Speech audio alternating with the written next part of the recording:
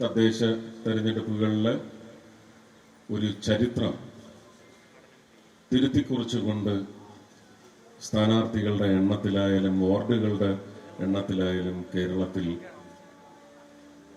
ഇനി പുതിയ രചന കുറിക്കണമെങ്കിൽ ഭാരതീയ ജനതാ പാർട്ടിക്ക് മാത്രമേ സാധിക്കൂ എന്ന് പറയുന്ന തരത്തിലുള്ള ഒരു മുന്നേറ്റമാണ് സ്ഥാനാർത്ഥി നിർണയത്തിലായാലും ശരി തന്നെ.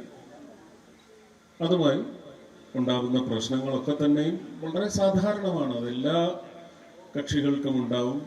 ഒരു കക്ഷിയും അതിനകത്ത് നമ്മൾ കുറ്റം കാണേണ്ടതില്ല. അതുകൊണ്ട് തന്നെ നമ്മളെയും കുറ്റവും കുറവും കാണേണ്ടതില്ല.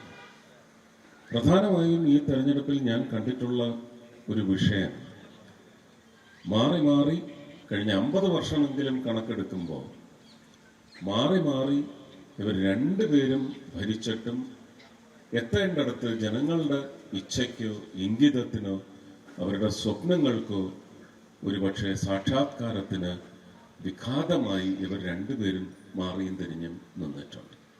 ഉദാഹരണത്തിന് പറയുകയാണെങ്കിൽ നമുക്ക് റെയിൽവേ സ്റ്റേഷന് തന്നെ വികസനം എടുക്കാം. അതിനേക്കാൾ പ്രധാനം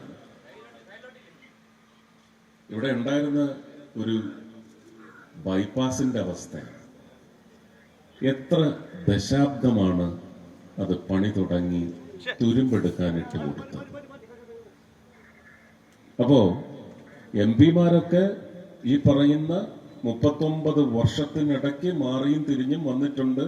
നമ്മുടെ ആരും ഉണ്ടായിട്ടില്ല.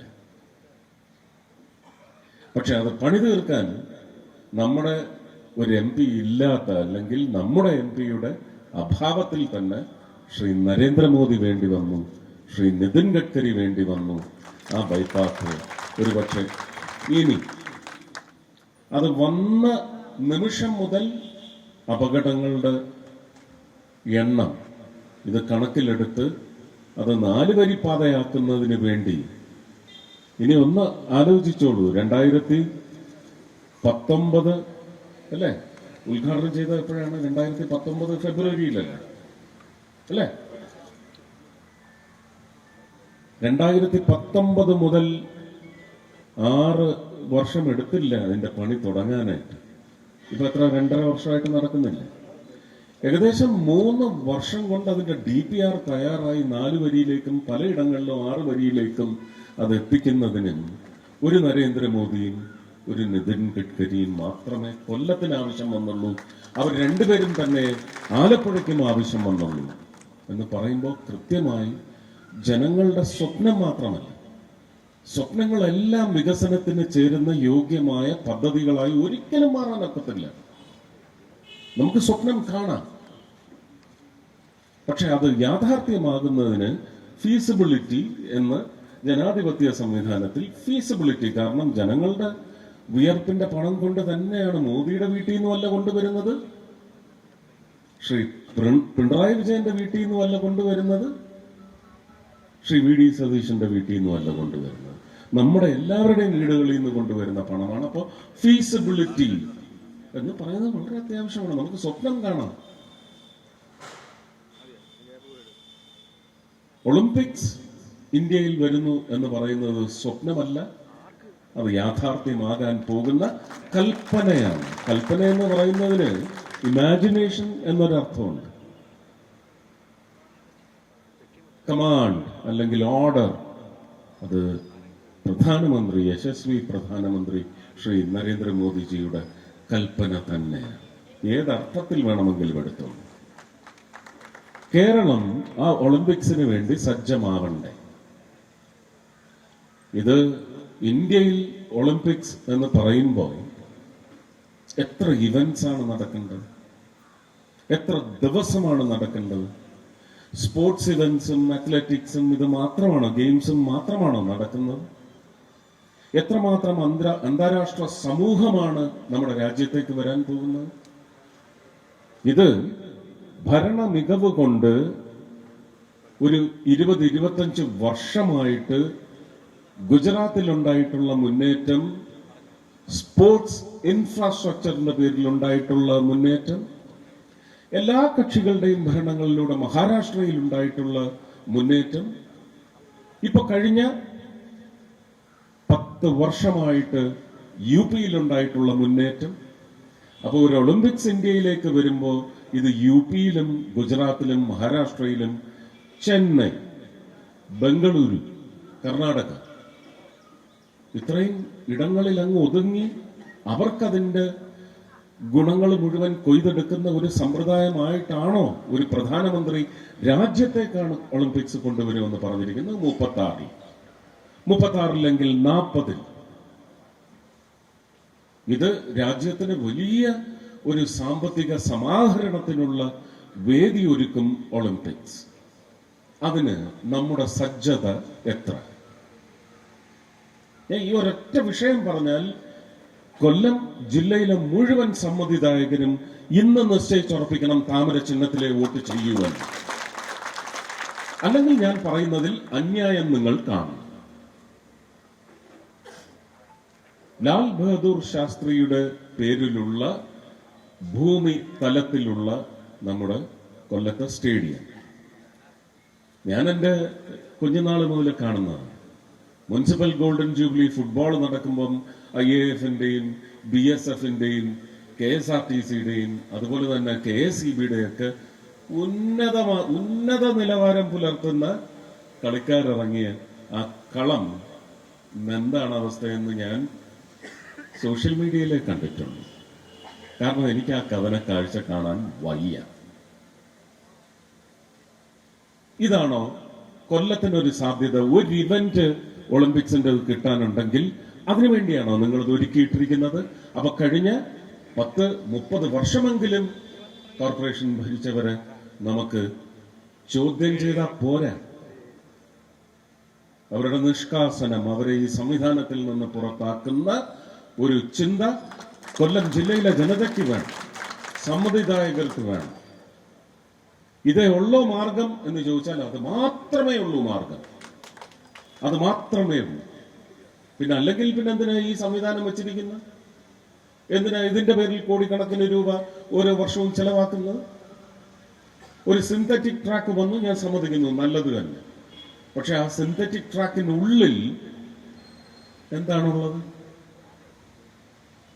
അതിന് ചെത്തി വൃത്തിയാക്കണമെങ്കിൽ, ഒരു എർത്ത് മൂവർ അതിനകത്തേക്ക് കടത്തണമെങ്കിൽ ഈ സിന്തറ്റിക് ട്രാക്കിന് മേലെ ഒരു പാലം പണിയണം. അതിന് പട്ടാളക്കാര് വിളിച്ചൊരു ബെയിലി പാലം പണിഞ്ഞാലേ ഈ മെഷീനുകൾ അകത്തേക്ക് പോകും. ആണോ? നല്ല മൂളയല്ലേ? ഈ മൂളകളാണ് അന്വേഷിക്കുന്നത്. സുരേഷ് ഗോപി കൈ കഴുകിയോ കാല് കഴുകിയോ മൂക്ക് പിഴിഞ്ഞോ അതിനുശേഷം ആർക്കെങ്കിലും കേക്കെടുത്ത് വാങ്ങി വെച്ചു കൊടുത്തോ എന്ന് പറയുന്നതല്ല രാഷ്ട്രീയ ചർച്ച. അത് എന്റെ ശുചിത്വവുമായി ബന്ധപ്പെട്ട് എന്റെ നിഷ്കർഷതകളാണ്. അത് ഇനിയും ചെയ്യും, ഇനിയും അങ്ങനെ ചെയ്യും. കാരണം ഇതൊക്കെ പ്രചരിപ്പിക്കുന്നവന്മാര് അപ്പൊ തന്നെ ക്യാമറയായിട്ട് നിൽക്കുക, ഇടയ്ക്ക് എവിടൊക്കെ പിടിച്ചു, എന്നിട്ട് പിന്നെ കൈ കഴുകാതെ ആർക്കെങ്കിലും കേക്കെടുത്ത് അത് വിഷയമാക്കാൻ. പക്ഷെ ജനാധിപത്യത്തിൽ ഇതൊന്നുമല്ല വിഷയം. ചെമ്പ് തോണ്ടിയവന്മാരൊക്കെ ഇപ്പൊ എവിടെയാ? ഇലക്ഷന്റെ സമയത്താണ്. എന്നിട്ടും ആ ലൂർദ് മാതാവ് എന്നെ കാത്തില്ലേ? ഇവിടെ മയ്യനാട്ടെന്ന് ഒരു വിശ്വാസി എന്നല്ല പറയണ, അവന് പേരിന് മുമ്പ് വേറൊരു വാക്കാണ് ചേർക്കേണ്ടത്. എനിക്കിപ്പോഴും അയാളുടെ മുഖം ഓർമ്മയുണ്ട്. ഞങ്ങൾക്കിവിടെ മയ്യനാട്ടൊരു മാതാവുണ്ട്, അയാൾ ഇവിടെ കൊടുത്തില്ല, തൃശ്ശൂർ കൊണ്ടുപോയി കൊടുത്തു. ഓ, നല്ല രോദനം.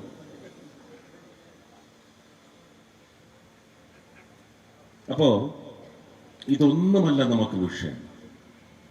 നമുക്ക് ഇൻഫ്രാസ്ട്രക്ചർ എന്ന് പറയുന്നത് ഒളിമ്പിക്സ്. ഞാൻ ഈ ഒളിമ്പിക്സ് എന്ന് പറയുന്ന ഒരു മോഡലേ എടുത്തുള്ളൂ. ഈ പറയുന്ന തിരുവനന്തപുരത്തൊരു ആമയിഴഞ്ചാൻ തോട്, അതുപോലെ തന്നെ കരിക്കകം ക്ഷേത്രത്തിന്റെ മുമ്പിൽ കൂടിയാണ് അത് ഒഴുകി വരുന്നത്. ഇത് ടൂറിസത്തെ സംബന്ധിച്ച് എന്താണ്? കോഓപ്പറേറ്റീവ് ഫെഡറലിസം എന്ന് പറയുന്ന ഭൂതം കാക്കുന്ന ഒരു നിധി എന്ന നിലയ്ക്ക് ഒരു കാരണവശാലും കേരളത്തിന് ഒരു ടൂറിസം മന്ത്രിയെ തൃശ്ശൂരുകാർ സമ്മാനിച്ചെങ്കിൽ ആ ടൂറിസം മന്ത്രിക്ക് പോലും ഒന്നും ചെയ്യാൻ കഴിയുന്നില്ല. അപ്പൊ തിരുവനന്തപുരം കോർപ്പറേഷൻ എന്ന് പറയുന്നത് എന്ന് BJP ഭരണത്തിൽ NDA നേതൃത്വത്തിൽ ഭരണം ഉറപ്പിക്കുന്നുവോ അന്ന് ഇതിലെല്ലാം ഗണ്യമായ മാറ്റങ്ങൾ നിങ്ങൾ കാണും. കാരണം പിന്നീട് വരാൻ പോകുന്നത് ട്രിപ്പിൾ എഞ്ചിൻ സർക്കാരാണ്. 6 മാസം കൊണ്ട് തെളിയിക്കും. അടുത്ത ഏപ്രിൽ മെയ്യിൽ നടക്കുന്ന തെരഞ്ഞെടുപ്പിൽ തിരുവനന്തപുരം ജില്ലയിൽ 7 8 സീറ്റുണ്ടെങ്കിൽ അതിൽ 4 ഉറപ്പായിട്ടും ഭാരതീയ ജനതാ പാർട്ടിയുടെ. അത് അക്കൗണ്ട് പൂട്ടിച്ചത് നിങ്ങളല്ല. നിയമം അക്കൗണ്ട് അങ്ങനെ ഒരാൾക്കും തല ഉയർത്തിപ്പിടിച്ച് ഞങ്ങൾ പൂട്ടിച്ചു എന്ന് പറയാനൊക്കത്തില്ല. നാണിച്ച് തല കുനിച്ച് പറയാം, ഞങ്ങൾ ചില രാഷ്ട്രീയ വിക്രിയകളിലൂടെ വക്രത്തിലൂടെ അത് നശിപ്പിച്ചു എന്ന് മാത്രമേ നിങ്ങൾക്ക് പറയാൻ സാധിക്കൂ. അത് ഞങ്ങൾ തിരിച്ചു പിടിക്കുകയല്ല ചെയ്യുന്നത്. നേമം മണ്ഡലത്തിലെ ജനങ്ങൾ BJP ഭരണം നേമം അടക്കമുള്ള മണ്ഡലങ്ങളിൽ നേടും എന്നാണ് ഞങ്ങൾക്ക് പറയാനുള്ളത്. അത് നേടിയിരിക്കും. അതിലൊന്നും ഭയപ്പെട്ട് ഇപ്പോഴേ മന്ത്രി പുങ്കവന്മാരൊന്നും ഒരുപാട് ഇളകണ്ട. അതിന്റെ ആവശ്യമില്ല. ജനങ്ങൾ തീരുമാനിക്കട്ടെ. നിങ്ങളാണോ തീരുമാനിക്കുന്നത്? ഞങ്ങളുമല്ല തീരുമാനിക്കുന്നത്, ജനങ്ങൾ തീരുമാനിക്കുന്നു. ആ ജനങ്ങൾ തീരുമാനിക്കട്ടെ. കൊല്ലം കോർപ്പറേഷനെ സംബന്ധിച്ച് ഭരണം പിടിക്കുക എന്ന് തന്നെയായിരിക്കണം ഞാൻ നേരത്തെ സൂചിപ്പിച്ച തീവ്രമായ പ്രചരണത്തിന്റെ സത്യസന്ധമായ വളരെ ആത്മാർത്ഥമായ പ്രചരണ പ്രയത്നം. അതൊരു യജ്ഞമായിരിക്കണം. അതുകൊണ്ട് നമുക്കല്ല ഗുണമുണ്ടാവുന്നത്. കൊല്ലത്ത് ഞാനൊരു പക്ഷെ ജനിച്ചത് ഇവിടെയല്ല എങ്കിൽ പോലും എന്നിൽ ഇന്ന് ആ പാർലമെന്റിൽ ചെന്നിരിക്കുമ്പോൾ, എൻ്റെ മന്ത്രി കസേരകളിൽ ചെന്നിരിക്കുമ്പോൾ എനിക്ക് എല്ലാ തരത്തിലുള്ള എൻ്റെ നല്ല സുഹൃത്ത് ബന്ധം എന്നെ നേർവഴിക്ക് നയിച്ച എൻ്റെ ഗുരുവൃന്ദം, എനിക്ക് 2 സരസ്വതി ക്ഷേത്രങ്ങൾ, എൻ്റെ ഇവിടുത്തെ ആരാധനാലയങ്ങൾ, എൻ്റെ അച്ഛനും അമ്മയും, ഇവിടുത്തെ വായു, ഇതെല്ലാം എനിക്ക് ഒരവകാശവും എന്റെ മേൽ ഒരവകാശവും സ്ഥാപിക്കുന്നുണ്ടെങ്കിൽ എൻ്റെ ഉത്തരവാദിത്വമാണ് ഈ അവസാന ദിവസങ്ങളിൽ ഒരിടത്തെങ്കിലും വന്ന് എൻ്റെ ഹൃദയം ഇവിടെ പങ്കുവെക്കണമെന്നുള്ളത്. ഞാൻ രാഷ്ട്രീയമേ അല്ല സംസാരിച്ചത്. രാഷ്ട്ര നിർമ്മാണത്തിന് കൊല്ലം കൂടി പങ്കാളികളാകൂ. മോദി ഭരണത്തിന്റെ നന്മ കൊല്ലത്തും വരണമെന്ന് ഞാൻ ആഗ്രഹിക്കുകയോ സ്വപ്നം കാണുകയോ അല്ല. ഇതെന്റെ നിശ്ചയം കൂടിയാണെന്ന് കരുതി എല്ലാവരും എനിക്കൊപ്പം അണിചേർന്ന് എന്റെ രാഷ്ട്രീയ കക്ഷിയുടെ സ്ഥാനാർത്ഥികളെ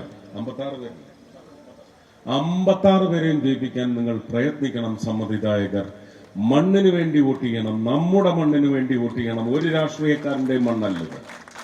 വേറെ ഭാഷയിലാണ് ഒരു സിനിമ പറഞ്ഞിട്ടുള്ളത്. അതെടുത്ത് ഉദ്ധരിച്ച് നടക്കുന്നുമുണ്ട്. ഉദ്ധരിക്കുന്നവർക്കൊക്കെ അതുണ്ടോ എന്ന് കൂടി അവർ അന്വേഷിക്കണം, അല്ലേ? നമ്മൾ നോക്കി പറയാം. കാരണം നമുക്കതുണ്ട്. അത് ഒറ്റയുമാണ്. ഒറ്റ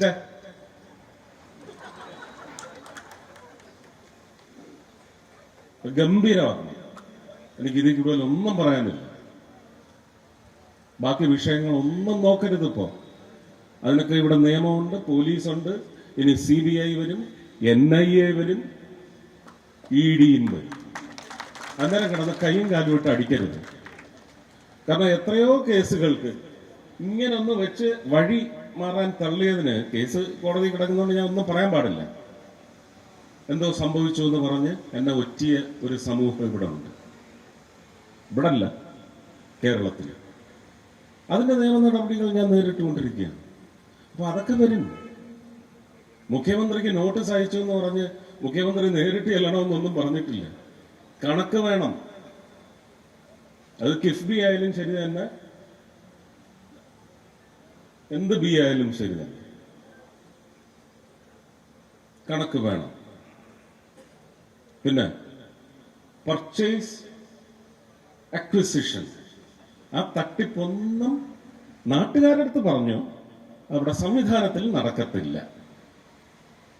പർച്ചേസ് അക്വിസിഷൻ വലിയ സാമ്പത്തിക വിദഗ്ധന്മാരാണ് ചർച്ചിക്കുന്നത്. നല്ല തമാശയാണ്. പക്ഷെ അതൊന്നും വിഷയമല്ല. സ്വർണവും മറ്റതും ഒന്നും നമുക്കിപ്പോ വിഷയമല്ല. അതൊക്കെ സാമൂഹിക വിപ്ലവത്തിന്, മതിൽ പണിഞ്ഞില്ലേ ഒരു വലിയ വിപ്ലവത്തിന്? ആർക്ക് വേണ്ടിയായിരുന്നു? സ്ത്രീകൾക്ക് വേണ്ടിയാണെങ്കിൽ രാജ്യം ഭരിക്കുന്ന പ്രധാനമന്ത്രി സ്ത്രീ ശാക്തീകരണത്തിന് വേണ്ടിയാണ് നിൽക്കുന്നത്. സ്ത്രീ ശാക്തീകരണത്തിന് വേണ്ടി കേരള സർക്കാരിനും ചെയ്യാൻ സാധിക്കണം. അതിലാണ് വീഴ്ച സംഭവിച്ചിരിക്കുന്നത്. അതൊക്കെ ഒന്ന് ചെയ്തു വരട്ടെ. അതൊക്കെ നമുക്ക് പിന്നീട് ഇലക്ഷൻ കഴിഞ്ഞ് ചർച്ച ചെയ്യേണ്ട കാര്യങ്ങളാണ്. അടുത്ത നിയമസഭാ തെരഞ്ഞെടുപ്പിന് മുമ്പ് തന്നെ ചർച്ച ചെയ്ത് തീർക്കേണ്ട കാര്യങ്ങളാണ്. ജനങ്ങളുടെ ജീവിതത്തിലേക്ക് ചെന്ന് ചേരുന്ന അംശങ്ങളെക്കുറിച്ച് മാത്രം നമ്മൾ ഈ തെരഞ്ഞെടുപ്പ് പ്രചരണത്തിലൂടെ അവശേഷിക്കുന്ന ദിവസങ്ങളിൽ ശക്തമായി തന്നെ നിങ്ങൾക്ക് കരുക്കൾ വയ്ക്കാൻ സാധിക്കണം. കരുക്കൾ നീക്കരുത്, കരുക്കൾ വയ്ക്കണം. ഇംപ്രസ് ചെയ്യാൻ സാധിക്കണം സമ്മതിദായകരെ. അവർക്ക് വാക്കല്ല വേണ്ടത്, ഉറപ്പാണ് വേണ്ടത്. നടക്കുന്ന കാര്യങ്ങളിലേ ഉറപ്പ് നൽകാവൂ. എന്നാൽ പോലും ചിലതൊക്കെ നടക്കാതെ പോകും. അതൊക്കെ വീഴ്ചകളൊന്നും ആവത്തില്ല. അവസരം ഇനിയും വരും.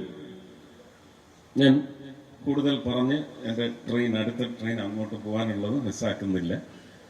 എല്ലാവരും വിജയശ്രീ ലാളിതരായി കൊല്ലത്തിന് പുതിയ ഒരു പതാക പാറിക്കുന്ന തരത്തിൽ വിജയം കൈവരിക്കണേ എന്ന് ആത്മാർത്ഥമായി ജഗദീശ്വരനോട് പ്രാർത്ഥിച്ചുകൊണ്ട് എല്ലാവർക്കും എൻ്റെ സ്നേഹം, നന്ദി, നമസ്കാരം.